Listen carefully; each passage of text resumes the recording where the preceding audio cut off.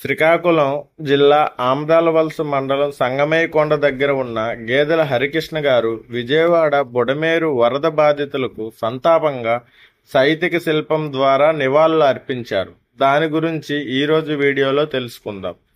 విజయవాడలోని బుడమేరు నది పొంగి సింగనగర్ ప్రాంతం మునిగిపోయింది. ప్రజలు ఒక్కసారిగా వచ్చిన వరద నీటిలో ఎటు వెళ్లాలో తెలియక ఎత్తైన అపార్ట్మెంట్ ప్రాంతాలకు చేరుకొని బిక్కుబిక్కుమంటూ వర్షం వరద ఎప్పుడు తగ్గుతుందా అని బతుకు జీవుడా అని ప్రజలు ఎదురు చూశారు. ఈ 3 రోజుల పాటు కురిసిన వర్షాలు తగ్గాయి.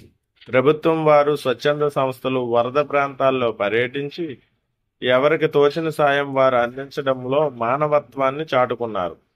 నా పేరు గేదెల హరికృష్ణ, ఇంటర్నేషనల్ శాండ్ ఆర్టిస్ట్. ఇప్పుడు విజయవాడలో జరిగిన ఈ ముంపు ఏదైతే ఉందో ఇది చాలా దిగ్భ్రాంతి కలిగించిన విషయం.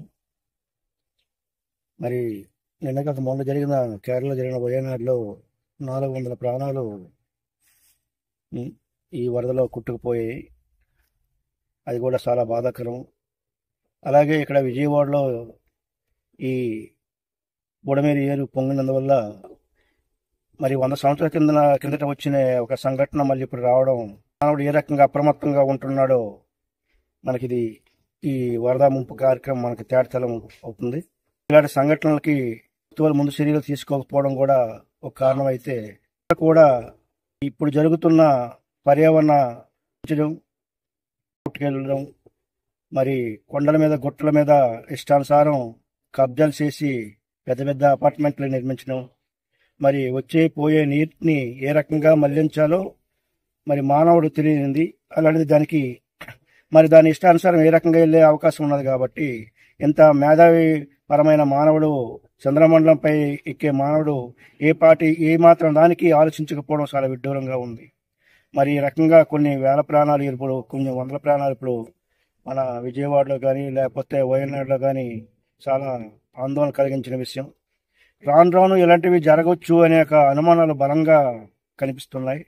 ఇప్పటికైనా ముందు జాగ్రత్తగా చర్యలు తీసుకొని గవర్నమెంట్ తగు చర్యలు తీసుకొని ముందు జాగ్రత్తగా అప్రమత్తం చేయవలసిన బాధ్యత, ఈ వరదలను అరికట్టవలసిన బాధ్యత ఉన్నదని, అలాగే ఈ వరద ముంపులో అనేక ఆత్మీయులను కోల్పోయిన కుటుంబాలకి నా ప్రగాఢ సంతాపం తెలియజేస్తూ, వారికి ప్రతి ఒక్కరు కూడా చేదుల వాదులుగా మానవత దృక్పథంతో మన ఆంధ్రప్రదేశ్ని ఉన్న ప్రతి ఒక్కరు కూడా తమ వంతు సహకారం మానవత దృక్పథం చేయాలని నా యొక్క మనవి ఈ సాహిత్య శిల్పం ద్వారా తెలియజేసుకుంటాం. విజయవాడలో వరద విలయం ఎవరూ ఊహించని విధంగా రావడంతో ఎందరి జీవితాలు ఒక్కసారిగా చీకటిమయంగా మారాయి.